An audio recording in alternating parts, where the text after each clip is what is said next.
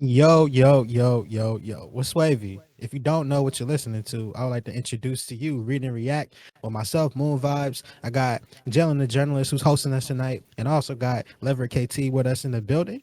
Fellas, before we get into our introductions, I want to give a special shout out to all of our listeners that went ahead and made the first episode successful. We've been getting y'all fan mail, y'all emails. We appreciate all the love that y'all been seeing, that we've been seeing. Make sure you keep sharing. Make sure you keep subscribing to our content on Apple Podcasts. Make sure you leave a review for us because it really, really helps. And as you can see, we're grateful for y'all time. I'm gonna send it off to Jalen the Journalist, and he's our host for the evening. I'm gonna take a back seat and go ahead and sit down. Uh, yeah, it was good, Josh. Jalen the Journalist, Jalen Wilson, whatever y'all want to call me. I'm I'll doing call you good Bears today. fan. I'm gonna call you Bears fan. Bears fan, man. I laughed when Cody Parkey missed that kick though a couple years ago. I don't know how I'm a Bears fan. I laugh at that, but I'm doing good today. You know, I'm stressing about school a little bit because for some reason my communications teacher, she got my grade as a 29.88 in that class. Which y'all might be 29. like, yeah, y'all might see that and be like, man, this dude don't do his work. No, I do my work. She just put in grades from March already in there at 0, so they go against me. But I I hate when ain't do teachers work yet. do that, bro. You might as But I'm well like, put it as a NA, bro. Don't put it as a 0. That's just gonna hurt yeah, me. Hey, like bro, what was your grade? Like a 38 last time? yes, bro. It was a 30 out of like 841. I'm like, bro, she can't get right with these grades right now. Like, bro, Hey, she needs to hurry up and fix this stuff. that Because I teacher, don't like looking at my grade as a F when I know I don't have an F. we're gonna have to holler at her, man. She gotta get this right, dog. Hey, what's your teacher name? I think it's Kristen Bear, Kirsten Kirsten Bear? Bear, something like that. Kirsten Bear? Hey, Yeah. Kristen. Hey, get your stuff together, bro. Get it together. We can't have Jalen the Journalist out here failing. No, we can't do that, bro. Appreciate you. Yeah, but I mean, I just did some homework earlier. Had a 2-page article review. Got that done. Turned it in. Feeling good today. Smelling good today. Took a shower earlier. KT, how you doing today? Hey, you already know what I'm about to say. Life is good. This cleanse is going amazing. I don't know if the listeners know, but all of us are doing the cleanse this February. We all are giving up something this month. I am doing pretty much a raw vegan diet for this month and juicing as well. Hey Jalen, how are you doing, bro? You were the person I was worried about the most. For y'all who don't know, Jalen is giving up Twitter to 5 Yeah. p.m. Central Time every day, man. So how's that going for you, brother? See, it's going good because I ain't been on Twitter once since then. But it's hard because like the Illinois game was going on today. I'm like, man, I want to check Twitter, see what the fans saying. Also, I remember Illinois schedule came out. I'm like, man, I want to check Twitter, see the schedule. I had to wait 3 hours to just see the schedule, but that's going good. Usually every morning, if I wake up before 9, I put Twitter in a folder that I don't click on, so I just use my other apps. That's smart. But to be honest, it's going good. I can't complain. I haven't been on Twitter from 9 to 5. But Moon, I know you're going to a cleanse right now. How's it going for you? Been going good, man. Spending time with the Most High, that's always vital. And of value. I've been feeling, more connected. But then on the other side, me doing intermittent fasting and giving up sweets. It's been tough, bro. Cause I'm a Debbie cake fanatic, bro. I really am. So it's been hard. I've been going to the store and I can't even go down certain aisles because I don't even want to do it to myself. But yeah, today I want to say I had a day where I had a smoothie and it actually got me right, but I tried something different than I was before, eating more vegetables. And the cleanse is treating me well. I'm good right now. It's just when we get to like day 24, 26, 27, that's when things start getting a little blurry, but that's what I got my bros for. Yeah, and that's awesome here, KT and Moon. Before we get started, I just want to say that y'all got my Twitter algorithm all messed up now. I'm seeing posts from 8 hours ago that I should have saw 8 hours ago. Hey, you're welcome. You're welcome. But I mean, let's get to the first react. Brett Favre comments about Deshaun Watson. Now he said something in the lines. Well, I'm just summarizing for the fans. He basically just said we make too much money, or players make too much money to voice their opinions. And he said that Deshaun Watson shouldn't have spoke out and did what he did. KT, react to this. All right. First and foremost, Brett Favre leads the league. I'm sorry, all-time league leader by almost 100 interceptions and interceptions. That's number one. Number two. Oh, people with glass houses shouldn't throw stones. Is that the pot calling the kettle black, Mr. Brett Favre? Oh, we must have forgot how bad he treated Aaron Rodgers back in the day. He treated him worse than a damn fraternity trying to make it through the burning sands. Brett Favre is a nutcase. Oh, he must have forgot. I didn't. He was addicted to painkillers. Go for his juggler, bro. His Iron Man streak. Oh, he didn't make it through that Iron Man streak without help. Oh, he must have forgot. Oh, his demands when he left Green Bay. He told him not only where he wanted to go, also when he got to where he wanted to go, which was the New York Jets. He also told them how he was doing whatever he wanted to do. Brett Favre ought to be ashamed of himself. He really ought to be ashamed of himself. For as celebrated as his career is, there's a couple of moments I remember Brett Favre by. In the I don't know if it's the conference championship or the divisional round where he threw that pick six in a late game against the New York Giants. What was that? 2007, 2008, maybe. And then also when he threw the interception against the New York Saints when he became a Minnesota Viking. Oh, that's right. He went to the Minnesota Vikings to hurt the Green Bay Packers after he was a Packer for all that time. So now you're pretty much telling Deshaun Watson to shut up and dribble. But this is basketball. Jalen has said this in pre-production. He said, shut up and throw the ball. Like, man, Brett Favre has got me messed up. First it was Dick Vermeil. Now it's Brett Favre. Like, for some reason, it seems like African-American athletes, the minute that they feel a way about something, it's like they're not supposed to feel a way about something. It's like, boy, if you don't go back in that field and pick cotton, it's an issue. It's a major issue. And I don't like it. I'm really not comfortable about talking about Deshaun Watson. I keep going back to seeing that scene where J.J. Watt was like, man, we really wasted one of your great years. Like, the Texans organization has been bad for a few years now, beyond Bill O'Brien. But I'm done talking about this, man. Brett Favre, bro, you're a hypocrite. That's all I want to say about that. I want to say, KT, you're right. Also, it's not the New York Saints, it's New Orleans Saints. I knew you was gonna call him out on that. But yeah, I agree with you. He basically was telling Deshaun Watson to shut up and throw the ball. I'm like, bro, you can't even say that when you was basically forcing the Packers to you forced the Packers to draft Aaron Rodgers because you were saying you're going to retire after every year. It seemed like. Do y'all want to hear a story about him and his Aaron Rodgers? Y'all want to hear a story about him and Aaron Rodgers? Go ahead, tell me, bro. I don't know if you ever heard the story. It's the story of the sign helmet. So basically, it's this helmet that Aaron Rodgers was supposed to use for practice. It was like an in-game helmet. But Brett Favre told Aaron Rodgers that it was a decoy helmet, fake helmet that you buy at the store, basically. So he told Aaron Rodgers to go around, make everybody sign it. So he went around, made everybody sign it, and then he gave it to, I believe it was like the team manager or something like that, equipment manager. And they had practice that day. And Aaron Rodgers couldn't practice because that was Aaron Rodgers' actual helmet for practice. Wow. So, I mean, I don't know if y'all knew that story, but I just thought that it was an interesting story. I didn't. That's new news to me. I did not know that story, but bro, Aaron Rodgers.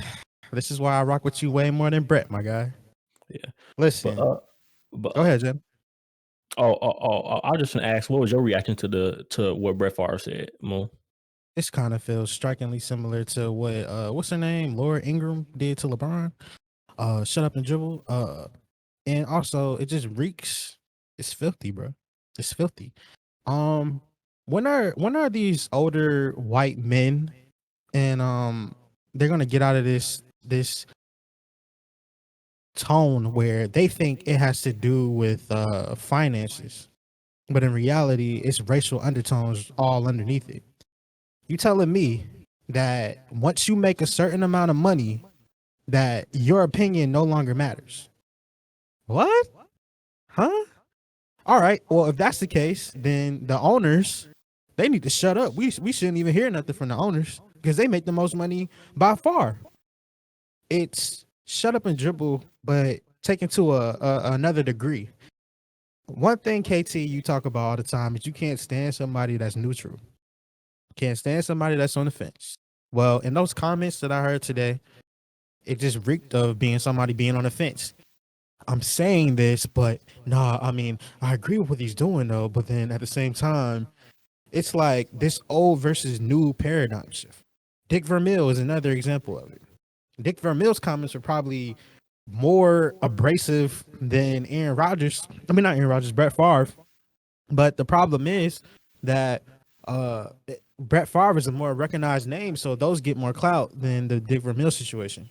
Now, when it comes to the racial undertones, this reeks of it. It's almost you talked about go ahead and get pick cotton, but at the same time, we've been getting marginalized since we came over here after y'all brought us over here. And it's always black people, people of color, that have always had to work for what we have. And then we just got to shut up and dribble. Shut up and be grateful. Shut up and be grateful. What were you grateful, Brett, when you held the Packers hostage for like 3 years because you don't want to retire? You want all the glitz and glamour on you. You want the attention. No, it's oh, I'm happy with what I got. Even when he went to the Jets, don't even mention when he went to the Vikings. I get you're an Iron Man, but there's no way that you want to smoke with this situation, my guy. And the backlash that you get is well deserved because I think that it's incredibly insensitive. You're speaking on something that has nothing to do with you. I hate when these older players try to come in and like try to make it seem like, oh, well, in my day, we did things like this. Well, this is not your day. You didn't have social media when these things was popping off. You did not have Twitter, Instagram, Snapchat, all these different avenues where players can express themselves in the most true way that they can, putting all their true colors out. But the good thing about this is now we know Brett Favre's true colors. We know exactly who he is. He a op. And that's what it is. For those that do not know what an op is, go look it up in Urban Dictionary and you'll thank me later. That's all I gotta say, bro. I agree with you, KT, and I agree with you, Jalen. He gotta be reprimanded for this. And if nobody gonna check him, you can count on Read and React to do it.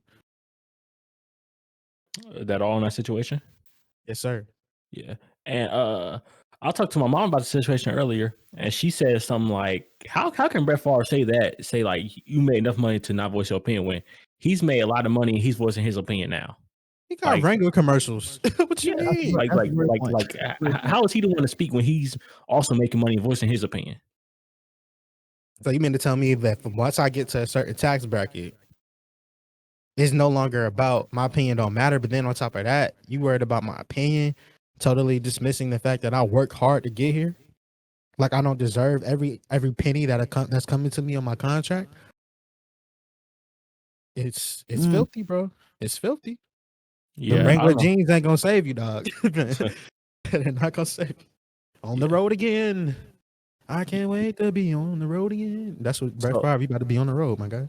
So y'all say Brett Favre kind of contradicting himself by voicing his opinion when he's made enough money to be in that tax bracket to where he say, oh, we shouldn't voice our opinion because we made this much amount of money.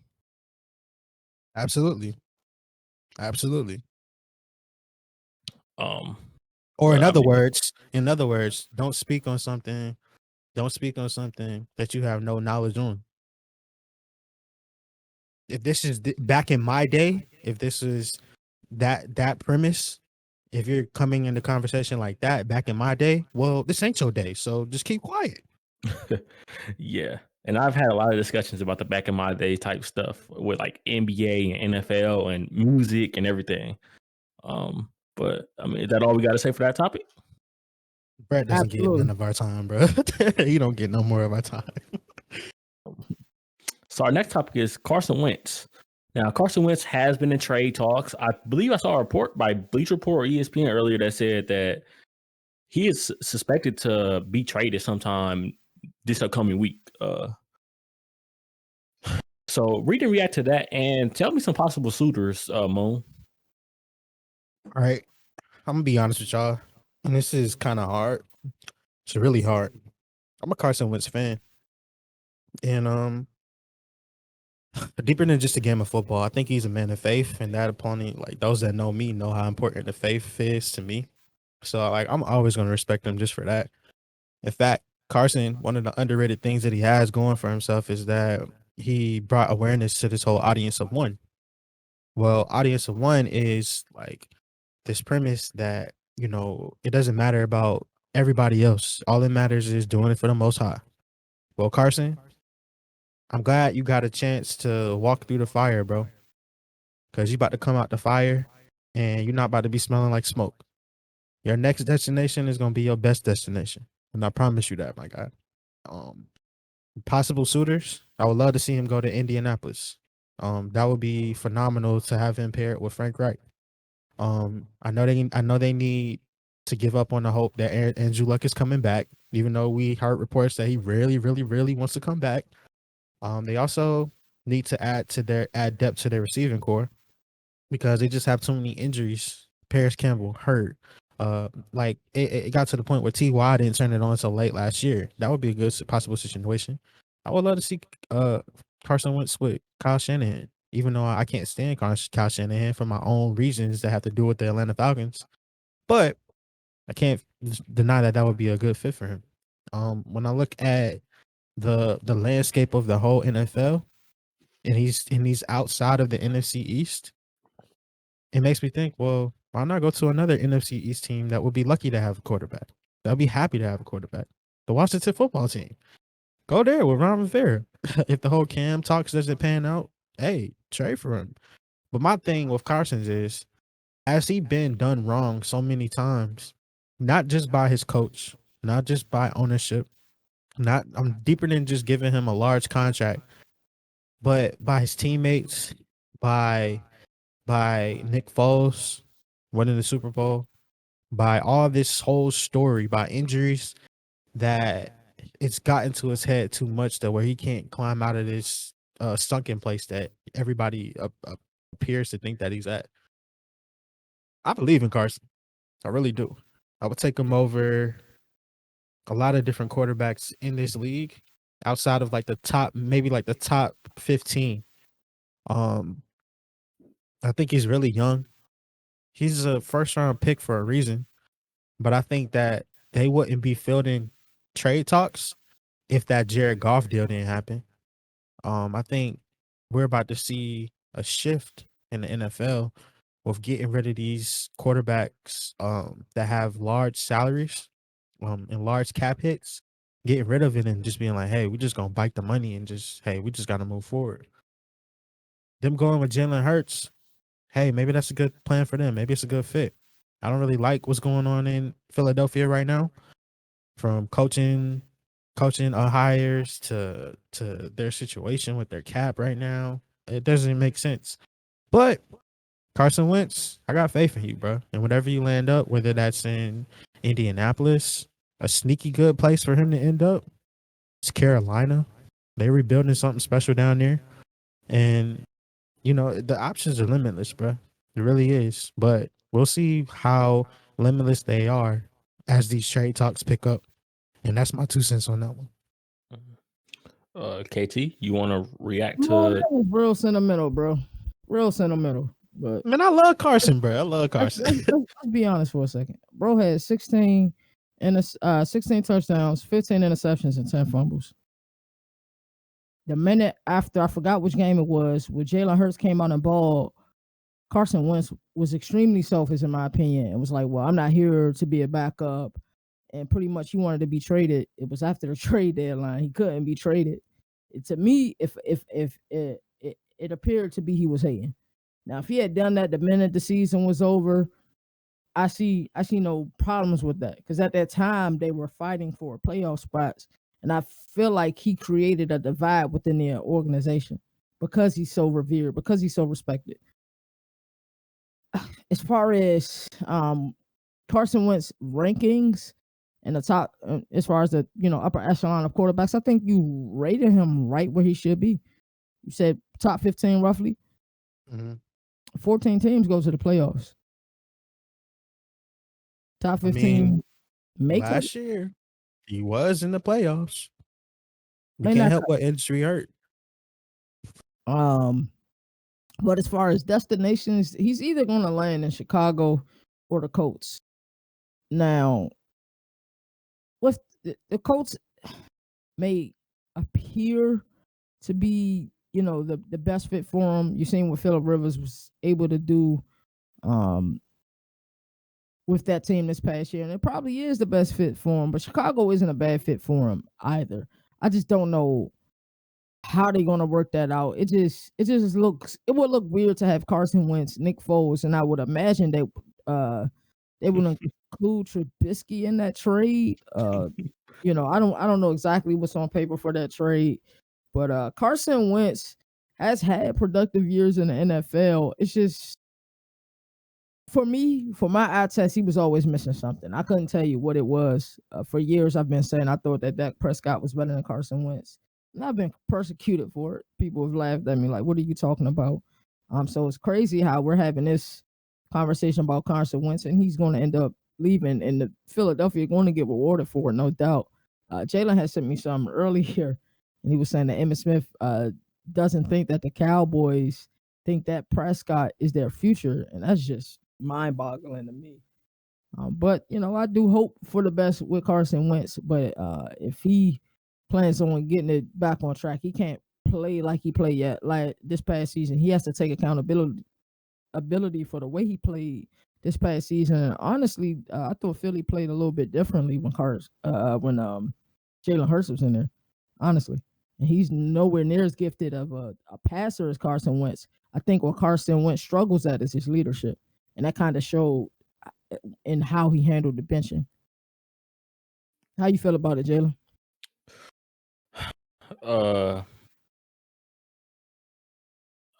Before I talk about that, I remember a game you talking about the Packers game. They were losing to the Packers, and Jalen Hurts came in and did good. Mm-hmm. But how do I feel about this news? I feel like no matter where Carson Wentz goes, it's he only gonna have Nick Foles in the back of his head, in the back of his mind. Wow. I feel like because the city of Philly, I mean, I don't know the city of Philly, but the Philly fans for the Eagles, I don't think they have let go of that Nick Foles Super Bowl. Of course, it's so hard to because it's a Super Bowl. But I feel like that's been on his shoulders. Like, oh, I gotta get the Super Bowl, I gotta win it because Nick Foles won it, and even though Carson Wentz got them to that place where they was able to get to the playoffs, he didn't play in the playoffs. That was Nick Foles doing. Nick Foles beat Brady and the Patriots defense. Shout out to Matt Patricia, but I think he always had that. He always had that thing on his back to where it's like, man, like it's like he chasing the ghost of Philly right now. Like LeBron said LeBron said a couple of years ago, I believe it was after a 3-1 comeback. He was like, I'm chasing the ghost in Chicago. He was talking about Jordan. I feel like Carson Wentz is chasing the ghost in Philly, and that's Nick Foles. I feel like he will forever be chasing them until he went to Super Bowl. I feel like that's stuck in the back of his head, and he knows that, and that's why he hated getting benched, because now it's like, oh, like you got benched, you ain't better than Jalen Hurts. Like you can lead us to the Super Bowl, but Nick Foles could lead us to the Super Bowl, and Jalen Hurts give us a better chance to win. Oh my gosh, bro! That's a great parallel, bro. I gotta stop this madness right here, bro. Please stop this madness. Jalen Hurts got benched too. Stop acting like he didn't get benched. He got benched. And he got benched. He got benched by a deranged coach that's 3 years removed from being in the Super Bowl, who wrote a book called Fearless. Man. Don't miss it, bro. He did not get benched. Jalen Hurts ended up where? Philly refused to help the Giants. That's what that was about. He did not get benched. Don't miss it, bro. He ended up where? On the bench. That's my point. I'm not missing nothing. I know the deeper parallel and the story behind it. What I'm saying is this: You missing it. it's recency bias because y'all missing this. Y'all keep talking about Nick Foles in the Super Bowl loss, but y'all don't understand how this man handled that situation coming off of an MVP year. And then that we've never seen nothing like that happen before. KT, you're older than us. Tell us if you've seen a situation like what happened to Carson Wentz happen to anybody else before. Yes, bro. Phil Simms. This Phil Simms. Yes, you're not going to really debate. I'm not going to debate whether or not he's a Hall of Fame quarterback or whether his numbers. Yeah, hold on. Great. Yeah, won a Super Bowl. 86. Got hurt. Jeff Hostetler is the one that won that Super Bowl against the Bills in 90, bro. It happened. But Carson has never won a Super Bowl. But you said I'm saying, is there a situation that is similar? That is this situation. You said Chris Sims has a Super Bowl. All Carson had was the MVP honors in the shouts going his way. That's the most that he had. He didn't have a Super Bowl in his resume. He was aspiring to get there, and then injuries kind of derailed the situation. Now, a part of it is like Doug Peterson. I feel like y'all, if anything, people are missing the fact that Doug Peterson is egotistical. And what percentage of head coaches are? Like, I think that Doug Peterson was still trying to run the same type of play calling that they did when they went to the Super Bowl that year now and thinking that it's supposed to work. Not adapting. So if he gets with another coach, it don't even matter who he goes to, like, at all. He can go to the Jacksonville Jaguars, go to Urban Meyer. Who cares? But at the same time, I think it'll be a better situation than in Philly. Now, what Jalen said about the ghosts of the past, hey, who knows? It might be in his head. But all I'm saying is that if you are led by a coach that will bench you just to bench Jalen Hurts because he don't want the Giants to get anything, that's playing into the situation. We can't miss it. Just like y'all don't want me to miss the whole Giants thing.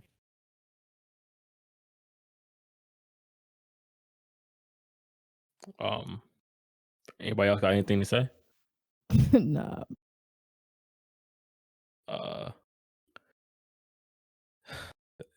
It's just that on I think Jalen Hurts mentally was better for that team. He is. He's a better leader than Carson. Period. You said Jalen Hurts played well against Green Bay. Well, I ain't gonna say he played well. He came in and didn't do bad. Carson Wentz is beating Green Bay in Green Bay. What year was that? What? That was literally like last year or the year before. Oh, and I'm bringing that parallel. I'm bringing that I'm only bringing that up because I feel like we want to give Jalen Hurts the roses. We want to give him the praise. We seen it in college. We seen him coming up to this point. It's easier to root. Draft pick. And now we in a situation where he's thrust into the spotlight. We want him to produce. I fuck with Jalen. I really do. But at the same time, I don't really feel like they did right by Carson besides this whole paying him money, paying the excess money. Was the contract fair? You do Leverett analytics all the time. Hell no, our contract wasn't good. We both can agree on that part, but I just feel like he got a raw deal. That's probably accurate with the things that have happened to him. You know what I'm saying, so to speak. But at the end of the day, like, your character comes through in situations like that. We've seen Jalen come through with situations as far as his character with R1P. And it ain't too many people I know whose character is just better than Jalen's. I can't say that. So when you at your rock bottom is where we see a lot of times the worst in people. Mm-hmm. And as far as leadership is concerned, Jalen Hurts don't have nowhere near the God-given talent that Carson Wentz has. It ain't too many people in this league that can throw the rock as pretty as Carson Wentz can throw the rock. Now, leadership is another thing. It's a whole nother thing. Some people have it, some people don't. Jalen Hurts has it, and you can see the way the team responded with his leadership. I just think that Philly and and Carson Wentz is just like a bad divorce, and it's ending very ugly. We seeing the ugly side of it, and I get what you're saying as far as Carson Wentz be given a raw deal, but it's how you handle yourself when given a raw deal. You know what I'm saying? That's what we differ in our opinions. Because I don't think No, and I agree with you. No, I agree with you on that point, down to the core. But I think we differ at where was that rock bottom moment at. For me, rock bottom wasn't this year. Rock bottom was the Super Bowl year. That's rock bottom. Then this is I'm just speaking from me reading all the storylines, reading all the articles, seeing how he is, watching the interviews. Rock bottom was back then. That wasn't this year. I think back this year, that's was him being fed up. So I think that's what we probably differ on more than anything. Nobody else has nothing to say about that. No, for this topic, nobody has nothing to say about the rest of this topic. No, that was a good topic though. Mm-hmm. Okay, before we move on, though, I want to say, hey, Philly, if y'all want to finesse somebody, go for the Bears. The Bears front office don't know what they're doing, but they trade y'all 2 first-round picks. They traded, bro. They moved up for the draft for Trubisky. Trust me, they need a quarterback and they know they desperate for one. But if you want to send Carson Wentz to a good team, the Colts would be a good situation, or the football team, as Moon said. So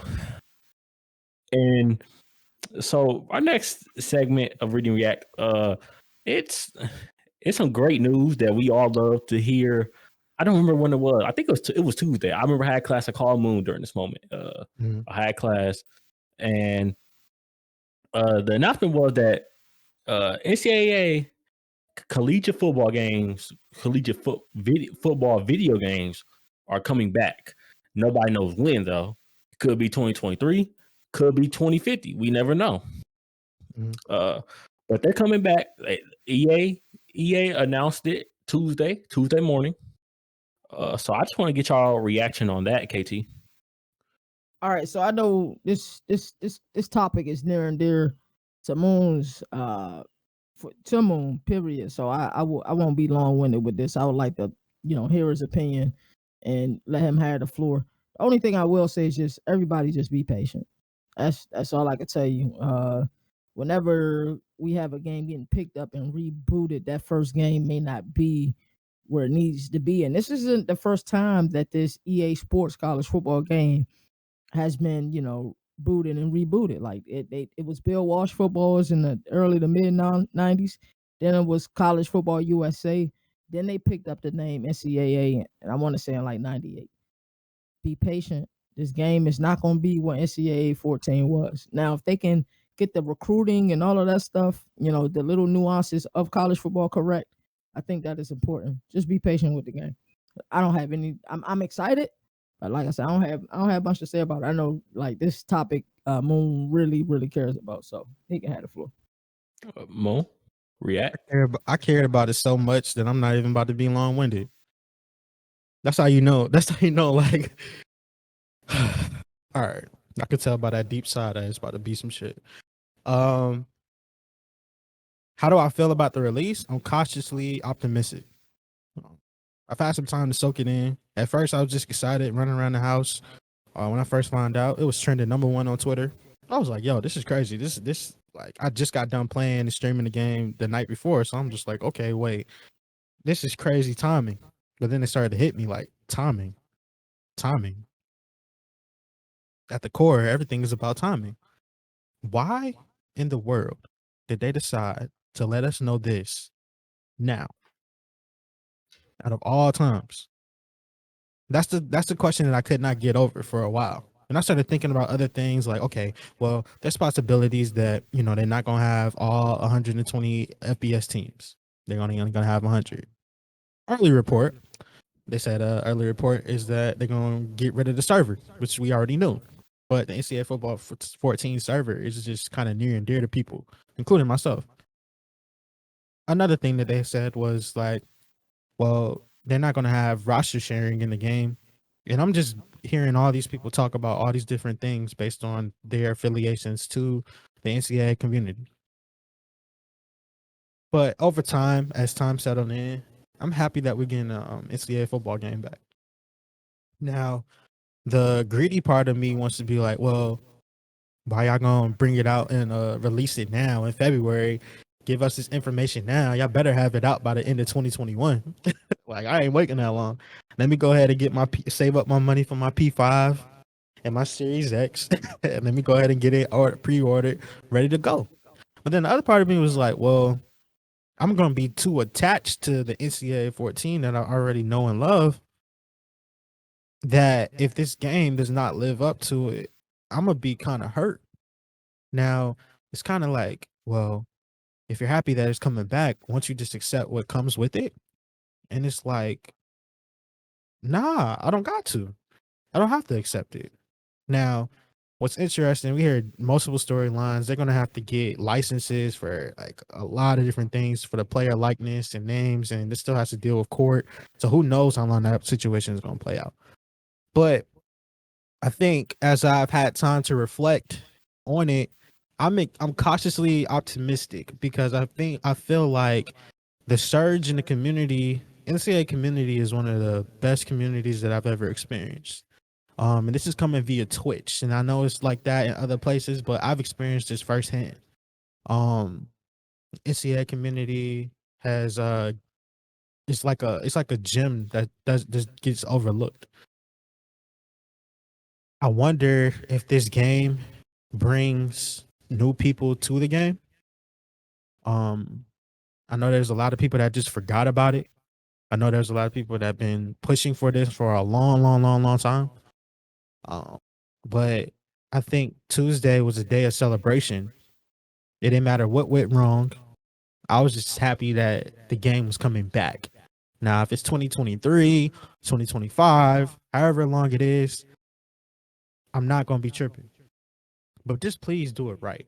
Some examples that I have. Instead of Road to Glory, how y'all have it right now, make it where it's Road to Glory, but it's interactive. You have the choice whether you want to go to a party or you want to go to class and study your books.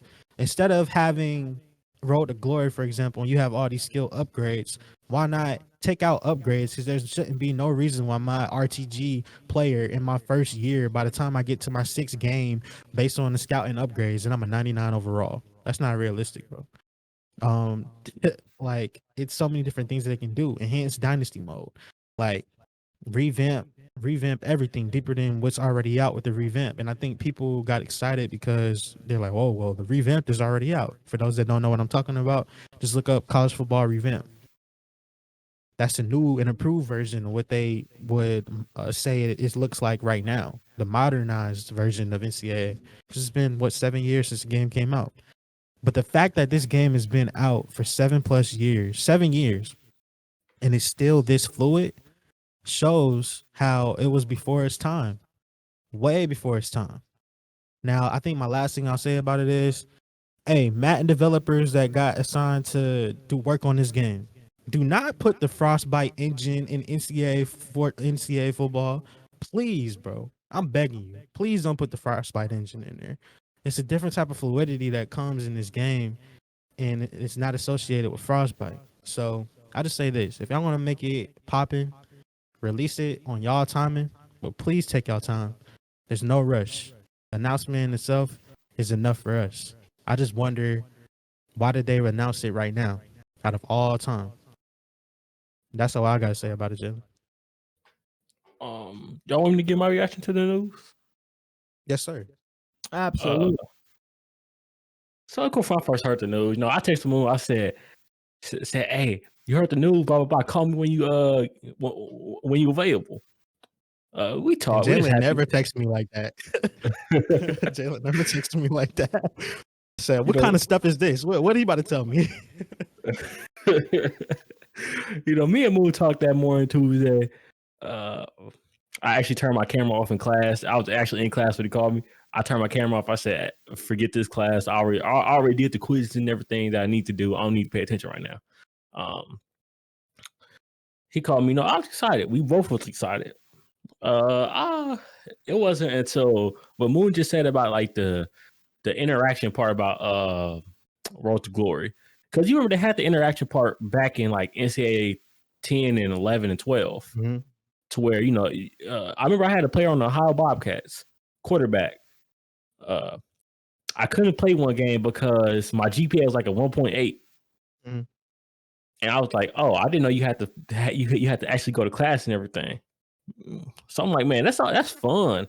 No, you had the Aaron Andrews interview.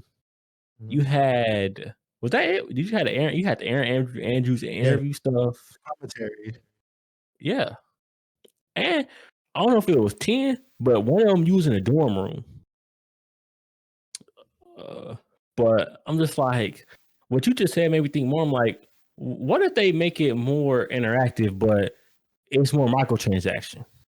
And that's what I'm thinking, Jalen. Like, not to cut you off, but to add on to what you're saying, like they have to make this game for the next decade. Not trying to reinvent stuff that happened in the past, but projecting moving forward for the future of gaming. It would be a legendary experience if it was like if how we're thinking it, like the interaction, like if it was included in there, that would be a totally different experience where we look ahead. We're in 2021 right now, but this franchise could breathe new life and they might be thinking, okay, well, how can we make this good in 2020, 2030? You know what I'm saying? Deeper than that, but keep going, bro. Yeah, I was like microtransactions. Also, Moon, I like your input. You ain't gotta say sorry cutting me off because you ain't cutting me off. I was planning on letting you talk anyways. I'm like, man, microtransactions. I'm like, well, what if that can ruin the game? That has ruined 2K, and I don't care what KT say. It has ruined 2K. It has made 2K work a lot less harder, should I say? And Madden, EA. It has forced them to work a lot less harder. With because cause they make all their money off of MUT. So I'm like, man, they might try to make a road to glory and kind of have it like the yard to where you can play other online players with your road to glory player. Imagine having 7-on-7 in competitions where you could go to the different Spark combines, like when you're in high school, bruh, like 7-on-7 tournaments and stuff like that. That would be insane. Like, I'm thinking about it, like the enhanced mode of like RTG, for example. I was mentioning this last night on my stream, but like, what if they did something where I know Tinder, for example, has this thing where they have like swipe night, swipe surge, and based on it was like this thing where it's the end of the world, and each decision that you make determines where you're going to end up and your outcome. And what they do is they match you with player or people that have similar choices as you. What if they included some of that and take not only what they see in the gaming community, but what they see with the future where we are right now as a society with our technology and say, let's take that from Tinder. Let's take this from Snapchat. You can snap a picture, you can add a code, and that'll get me like X, Y, and Z. Or like make it more interactive, make it to where it reflects the future of what we want to go, because we all have to agree that when they put this game out, it's going to be better than any content that EA has put out in a long time. Yeah. They spent like 6 years on the yard only to have it, and we still like, oh well, we like MUT better. Like, that's crazy. Yeah, the yard died out quick, and I'm just like, well, I'm like maybe the game might not be as bad as Madden, just because I think they will probably use the Frostbite engine. I'm not too sure. I don't remember which engine they used for NCAA 14. I know it was a different engine. I don't remember what it's called. Infinity? It might have been that. Infinity engine. But I'm like, man, hopefully the people that develop the new NCAA games will kind of be like FIFA, where it's good and it's not just pay to win basically all the time in every mode. Mm-hmm. Or like how it is in 2K, where it's just pay to win in every mode basically. Hey man, you got my 2 cents on this. KT, got anything else to say about this topic? Yeah, I just want to say that don't compare it to Madden, because NCAA back then was light years ahead of Madden. True. So I wouldn't compare. I wouldn't even be worried about Madden. It's gonna be a completely different team that works on that game. I hope so, because they banished the people that was working on NCAA 14 to Madden. So I think that's the only reason I have hesitations about Madden, and that's what the only football game we have for EA Sports that we can like look at besides the other football, the football. So yeah, I agree with you, bro. Yeah, 2K. Madden definitely hitting the. I'm sorry, EA is hitting the panic button. I think they're worried about 2K coming next year, and plus the revamp has gained so much popularity to this NCAA thing. Like you see, like big YouTubers making revamp Road to Glories and things like that. Even though we know it's been a thing for a minute. Also, gotta throw a shameless plug out there. Nobody in the NCAA community plays on harder sliders than moonvibes, so you should check them out at twitch.tv/moonvibes. But I'm excited for this. I think too often when things like this are announced, we instantly start thinking of the negative. It's a positive thing. Even if the first release of the game isn't great, they're going to get it there. I have no doubts about that. Yeah. Is that all for the topic? Yes, sir. Yes, okay. And Moon, I didn't know you was playing on baby sliders. The freshman, not the harder part.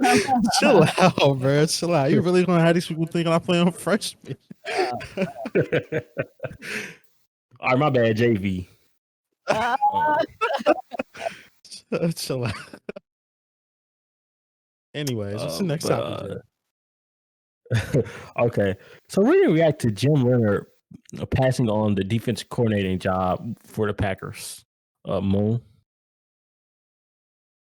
There has to be something going on behind the scenes, and I kind of want to pass this alley-oop this to KT because I feel like he's more knowledgeable than I am about Jim Leonard as a whole.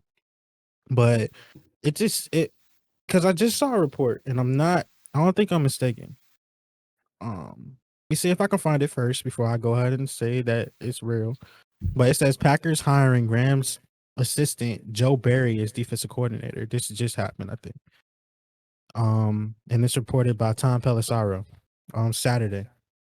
So it's just crazy. Now the previous defensive coordinator was Mike Pettin, and his tenure there was kind of like up and down. I do not feel like the Packers defense was as good.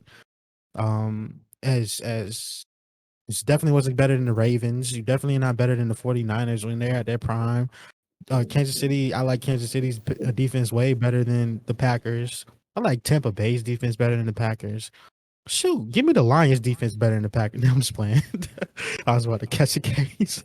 But nah, it was the Barry hire is lit because he was recently on the Los Angeles Rams, who ranked number one in total defense in 2020 and number 5 in Green Bay. I mean, to the number 5 defense in Green Bay. So it's not like it's crazy bad, but I just feel like they didn't play up to their potential. But it just feels off. What is it about that position that Mr. Leonard did not want to accept it? Because it felt like he hit another Mr. Leonard and hit a Kawhi on them and been like, hey, yeah, I'm interested. Nope, I'm not. I'm going to the Clippers. Like, that's what it felt like. KT, how do you feel about this? I know this is more in your alley. So Jim Leonard, he was a good special teams guy. He played with the Buffalo Bills. But when I think about the Green Bay Packers and their different defensive coordinators, they never seem to get head coaching jobs. Dom Capers was there for forever, and he was a former NFL head coach. Never got a head coaching job again. Bob Sanders, I don't know what happened to him. Jim Bates was there before them. I feel like it was a power move for Jim Leonard, and it was a smart move. A lot of times you have a lot more control, even as a defensive coordinator in college football. The thing that struck me the most is for a lot of guys, the dream, especially as a former NFL player, when you get into coaching, you want to work your way up back to the NFL level. And the fact that he wouldn't have to move his family because it's in Wisconsin, he's coaching the Badgers. He's defense coordinator for the Badgers, so to go to Green Bay wouldn't be much. Wouldn't even have to move his family. But the fact he wouldn't take that job, it speaks volumes. I think a lot of people just don't know what's going on with the Packers' future. Aaron Rodgers certainly don't seem like he wants to be there. A lot of people are doubting LaFleur as a coach as well. So, like I said, it just speaks volumes about where the Packers are at as an organization right now. And then you think about, okay, let's even move ahead of that. Let's look at the Packers' old head coach Mike McCarthy, and this year was a debacle with the Dallas Cowboys. Yes, that Prescott got hurt, but they still had opportunities to win a division and didn't. So I just feel like for Jim Leonard, it was a boss move. He's like, this is chess, not checkers. I'm not about to just take any old job.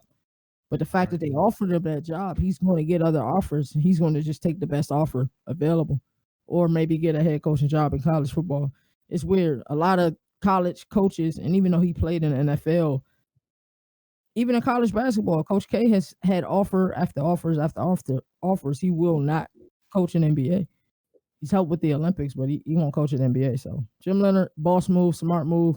He'll get another shot in the NFL. Hey KT, I got something to ask you / add to what you just said, and it just hit me out of nowhere. I was thinking, I was like, well, why? You talk about checkers and not checkers versus chess, but like, why did he make that move? Could it possibly be that he's like, well, based on the Packers regime, with their late owner, rest in peace, and how they construct business, they know that he knows that they're not about to go out. Now I know they're under new management, but they're not about to go out and spend buku money on free agency. So if I'm a defensive coordinator, you mean to tell me that I got some contracts expiring, and I'm not gonna go spend money on the defensive side of the ball, damn near get Aaron Rodgers the proper receivers that he needs to be really, really, really successful in hoisting Lombardi? What makes me think that they're gonna do the same for me on the defensive side of the ball? Could that possibly be something that he weighed into account? Oh, definitely. That's an excellent point. Yeah, it's no is to me, and like you were saying, it's no surprise that this job doesn't seem ultra appealing, especially if you look at their history. Last 20 years, a defensive coordinator for the Packers hasn't gotten a head coach opportunity. That speaks volumes. It's the build through the draft type mentality. It's the let's save our cap and not have to do that. We can build from within. If you think about Green Bay is a small town, bro. Like they keep things close to chest. They keep things very tight knit. Are y'all gonna bring outside pieces to help us win? I don't think so. So I feel like it's a boss move too. And shout out to Mr. Barry, Joe Barry, who got the defensive coordinator position. Hopefully he can, everything we just said, hopefully he can just, negate all of that and have them doing well defensively.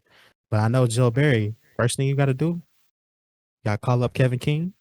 You gotta ask him if he's okay. Because Buddy's still hurting right now. But that's all I gotta say, Jalen. Well, just as Moon said, I'm not very informative about the topic or Jim Leonard.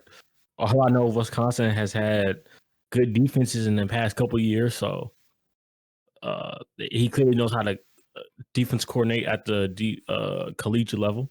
I don't blame him for staying at Wisconsin, because I feel like, I don't know, it might be funner in college. Like, you got to think, you get to, in college, you get to recruit all these players, and you get a chance to compete against the top dogs for these players. It's like a competition thing. The grass ain't greener on the other side, even if the grass is in Green Bay. Wow. Yep. Shout out to Tate Martell for that. That all for this topic, or yes, sir. Absolutely. Okay. So where do you react to Mike Zimmer saying Kirk Cousins is our guy? Now, before I say this to anybody, I want to say this. He is. I'm like, man, why would Mike Zimmer say that? He's not y'all guy. And I don't know if he meant y'all guy to win a championship or y'all guy to go to the second round, first round. Yeah, he could do that, but to win y'all a championship, he's not the guy. KT, react to it. Who is the guy, Jalen? Mike Zimmer. Nobody knows. They got to figure that out themselves. Okay. So what It ain't tier Kirk. what tier of quarterbacks is he in? If okay, let's say, Like, what you mean? What tier? If it was like a grade tier, like A, like A through F. let's say the first tier, let's say it's 8 tiers of quarterbacks in the NFL. All right, There's 32 teams, so four in each tier. Yeah, second tier being second, four, third tier being third, four, fourth tier, fifth tier, so on and so on. What tier is Kirk Cousins in? I would say he's in that third tier. If he's in the third tier, he's at the beginning of the third tier. If he's in that second tier, he's right near the end, like really close to being the last player in that second tier. What you think, Mo? Kirk Cousins is in the second tier, and but it's tough because it's so. If I look at the great landscape of quarterbacks, it's kind of tough. So I would have to put him like in third, maybe. But I'm saying that based on this year, this year alone. Because he had one of his better years. He had 4,200 yards, 35 TDs, 6.8 touchdown percentage, 13 interceptions. I know that was tied his highest mark of the year, but he had 35 TDs.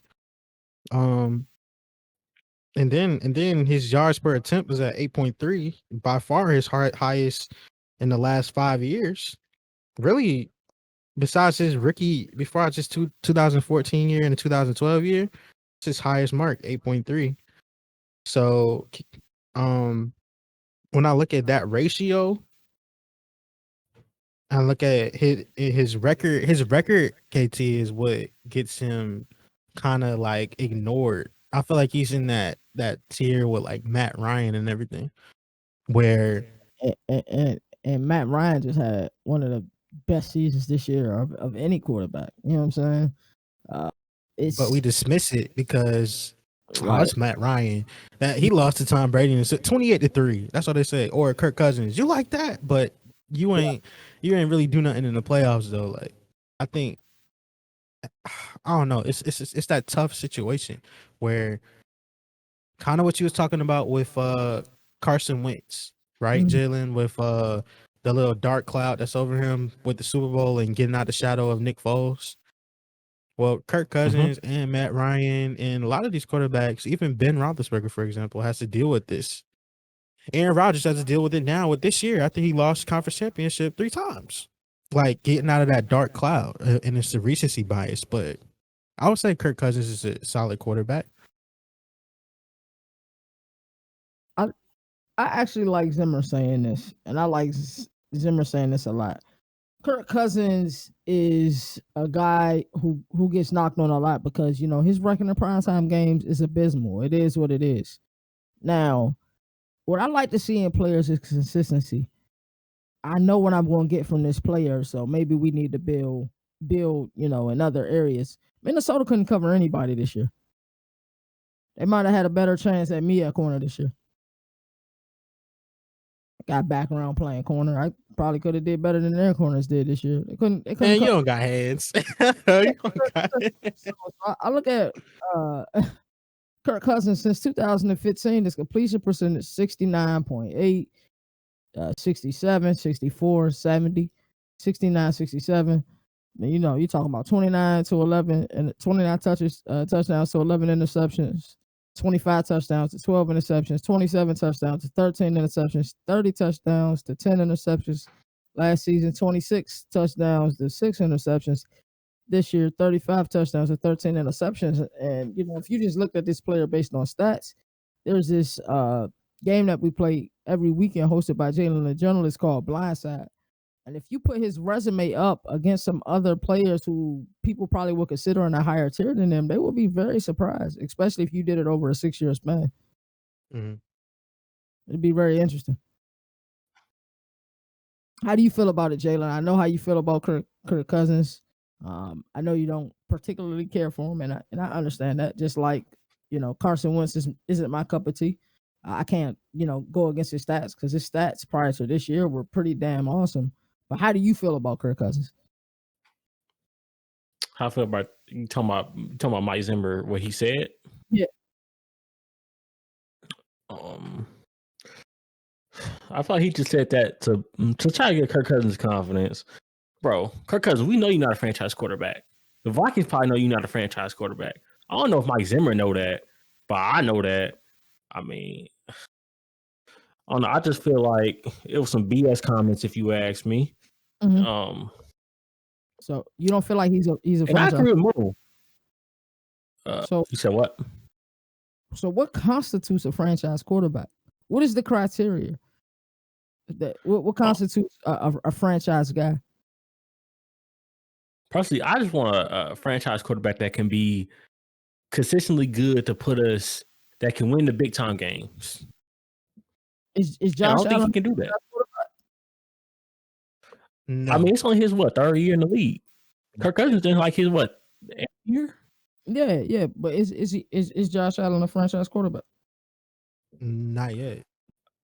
Because right now, okay, go ahead, Jalen. If you ask me, well, Moon said not yet, but I would bet on him more than I would have bet on Kirk Cousins. Josh Allen is not a franchise quarterback yet. Now he's going to get paid franchise money this year, and yes, we've seen improvement from him these past 3 seasons, but has he done it over a stretch of seasons? That's what constitutes a franchise quarterback for me. And yes, winning is an important part of that. But when we think about how many franchise quarterbacks is it in the NFL? 1. Can we say it's more than 7? It's 1. It's 1. So you say I want to say 1. Nah, it's 1. Okay, so the only franchise quarterback in the league, and I hate to say this, but it's Tom Brady. Because I feel like Tom Brady has, how do I say it? Tom Brady has kind of filtered our minds to think that you have to win the big game in order for us to be a franchise quarterback. There you go, Mo. You know what I'm saying? You go, bro. Kudos to you. Continue. My apologies.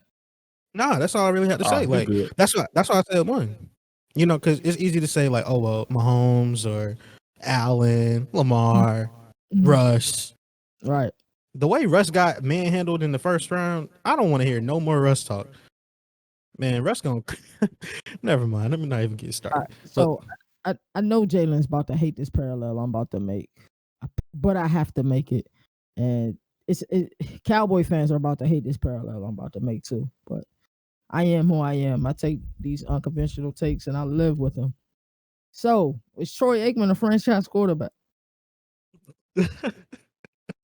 I didn't watch Troy Aikman, so I don't really know. I mean, he won 4 Super Bowls, but from what you tell me, he wasn't all that. He won 3, but he was a franchise quarterback. Now it's on the Brady criteria, yeah. Than Kirk Cousins though. Yeah, it's a different league, but Kirk Cousins' stats are way better than Troy. So it's weird how we look at these tiers of quarterback, and then we can easily say, I'm not saying no rookie in this class, as talented as this quarterback class is just going to come in and be instantly better than Kirk Cousins. I'm not saying that. I can't say that. He produces. Maybe not in primetime games, but he produced. I've always backed Kirk Cousins, even when he was here, even when he had his little moments, trying to hit the gritty. He ate on that shot too, bro. You gotta give it to him. He ate on that shot. Yeah, he was practicing that joke, bro.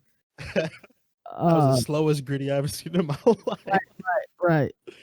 I don't know. Like I look at his stats. I think a lot of times what hurt Cousins is that he makes a lot of bad plays in pivotal moments. But you know what you're going to get out of him. They have a good running game. They got 2 monsters on the outside. They just got to get that defense together. They got to fix that defense. You mentioned something that was important. You said about he doesn't get it done in the big games, right? But he makes that pivotal mistake. When you make that pivotal mistake and you making that pivotal bread, they're gonna be on your head. Hey, that's facts. So when Kirk Cousins, I think his thing is, he's always said I feel like he's able to prove himself whenever he's under pressure. It's just if that pressure just happens to fall on a Monday night or a Sunday night, he gonna fold. But he's getting paid. He getting paid like it back when he was in Washington. Same situation that might play out with Dak. Getting franchised twice. They franchised him twice. Fully guaranteed contract. Fully guaranteed. Only for him to get another offer that was 3 years, 80-something million, all full guaranteed. Fully guaranteed. Now, this is what I can't say about Kirk Cousins. What the Vikings finished what this year? What was their 7-9? They were For them to finish 7-9 was a miracle. They lost 5 games when they scored over 30 points. That's crazy.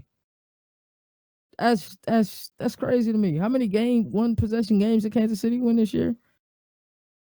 Man, like 28 points. Like it was a lot. About Atlanta. How many games did they lose? One possession games this year. It's the difference between good teams and bad teams. One possession. Getting one possession wins. One thing I'll say is that Kirk Cousins, Mike Zimmer. I don't need you to tell me that Kirk Cousins is our guy. I mean, y'all paid him like it. So I mean, obviously, the man hit the gritty like he was the guy. Connection he got with Justin Jefferson seemed like he was a guy. Ask JJ right now who his guy is. It's Kirk Cousins right now. But I don't need to know who your guy is on the offense. I need to know who your guy is on the defense. Because Daniel Hunter being out this year exposed y'all. Everson Griffin leaving exposed y'all. It made it be like, well, dang, Mike Zimmer, I thought your calling card was defense. Why are y'all giving up X amount of points every single week? Mike Zimmer, are you even your own guy? That's my question to you.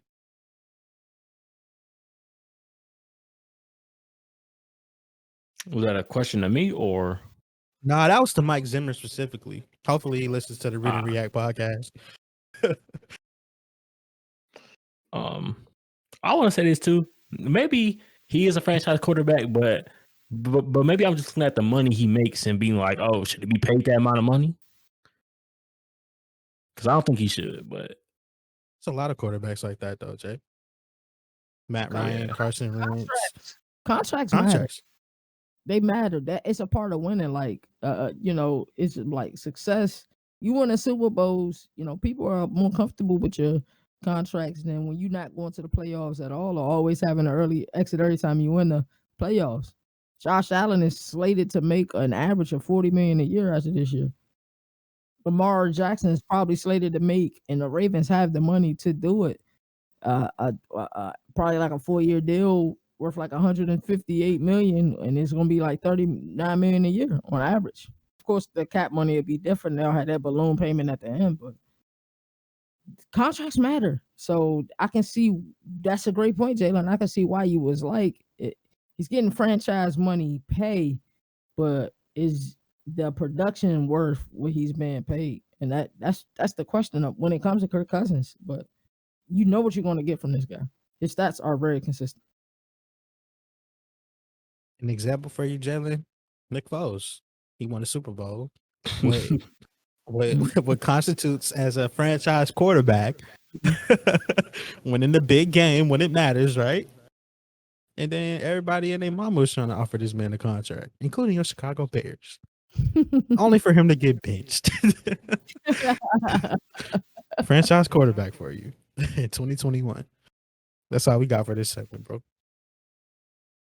Well, I mean, if that's it for this segment, I just want to say one thing. I mean, I don't know who that team, my Chicago Bears, is, but if you're talking about the team that my favorite player of all time, Devin Hester, played for, yeah, you're talking about the Chicago Bears. He's talking about the Atlanta Falcons, my guy. Hey, Jalen like that rapper, right? He from Decatur, but he say he from Chicago type. You know what I'm saying? Like, you know what I'm saying? He's from Chicago, he's from Decatur, bro. Stop saying Patriots, players, bro. That all you gotta say for this segment? Yeah, man. I'm from Las Vegas, for real, but I'm Clay from Hollywood. Also, fans out there, I don't say I'm from Chicago. Don't get twisted, fans. No. He doesn't. Let me be abundantly clear. He doesn't say that, but I had to make that parallel so for him to understand. We know he secretly likes the Bears. K2 could lie to yourself. So next thing is it's Derrick Henry saying that he thinks Emmitt Smith record won't be broken. Moon, can react to it? I think he's right. Just because I'm gonna keep it short and sweet. I think he's right just because of injuries. Running backs don't have the same shelf life that they did back when Emmett was playing. Emmett played behind one of the greatest offensive lines in history. He was smaller back, so he could kind of hide behind his offensive line. Now he wasn't Barry Sanders, you know what I'm saying? But Emmett was definitely effective. I wish Derrick Henry probably wish he had offensive line like that. But we'll see how they do this year. But I agree with him. It's gonna be hard to touch it, and I feel like the only player that I feel like could do it, and I might catch a lot of flack, but it's Christian McCaffrey, bro. Christian McCaffrey probably the only player I think he could do it, but it goes against what I just said: injuries. The same shelf life that we had back in the 90s. We asked that question all the time, KT, about like, what's up with this generation of running backs? Like the Knicks and the Dinks up, it's like it's different compared to like the Terrell Davises, the who was another quarterback? Like it can go down a whole list. Gale Sayers, Jim Brown, like it can go on and on. But can somebody get that record? If you look at the number of what that record is, it'll be very, very, very, very tough. I'll pass it off to y'all. KT, react to it. You have to agree with what Moon said. Emmitt Smith got 18,355 yards. Let that soak in. There was people who said that Walter Payton's record of 16,726 yards wouldn't be broken. Frank Gore is in third, and he's been playing forever. Adrian Peterson is in fifth, and he's been playing forever, but he's still down by like almost 5,000 yards. And as you look at the top 20 of these players who played, 90% of them played in the 90s or prior to that, where you got the carries, where the concussion, protocol, there really wasn't one. You just kind of shook it off and kept playing. I agree with Derrick Henry. He probably looked at that style. Well, I got 2,000 yards this year. Can I get close? Nah. And I the biggest difference I would say between Derrick Henry and Emmitt Smith is that Emmitt Smith was a 3-down back. Mm-hmm. And he was on the field, every down, of course. He was great in the passing game. And like Moon said, that Dallas Cowboy line was one of the greatest lines I've ever seen with Stepnowski at center. Larry Allen, probably the greatest guard of all time. A lot of people don't know about Eric Williams. He was a different tackle after the car accident, but Eric Williams, I'm telling you, Larry Allen gets all the notoriety on that line. Eric Williams in his prime was better than Larry Allen. And core Cowboy fans who've been fans for a long time, if they heard me say that, they'd be like, okay, this kid know what he's talking about. So he played behind that line with Troy Aikman. I always talk about, I tease Troy Aikman because he never had more than 23 touchdowns in a season. But what I also say about Troy Aikman is that he was one of the most pinpoint accurate quarterbacks that they were. You turn around and the ball to be right there. To have the playmaker on one side, Alvin Harper, he may only get you 40 catches a year, but hell, he may average 19.6 yards per catch because that's how dominant he was deep down the field. And then you had Daryl Johnson blocking for you. How many times do we even see running backs in a strong eye or a power eye these days? And that was my point, bro. That's another thing I was about to mention. To add to your point, I don't think it can't happen. We talk about the injuries of running back, but like in the grand scheme of things, the offenses are different now. They line them up and spread them out. Formations now. Three. How often do they run 3 wide receiver at 1 tight end now? It's crazy. Mm-hmm. Like the personnel is totally different. So that plays into why I don't feel like it can happen.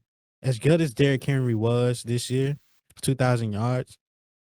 he still could have been even more productive if they said, "Hey, Tannehill, you don't got to throw 30 passes this game. Like, let's give it to him even more. Let's feed him even more." But Derrick Henry doesn't have to deal with what others running backs seem like they have to deal with in these injuries. But it's a lot of things going on to what you said. Injuries, and the game just being different than what it was. Do you think, KT, my question to you was, do you feel like there's any offensive line in the league right now that can be comparable to that Dallas Cowboys line since you like watch them? It's hard because I would say the best two offensive lines I've seen all time was the Hogs, them Redskins teams, in the early '80s.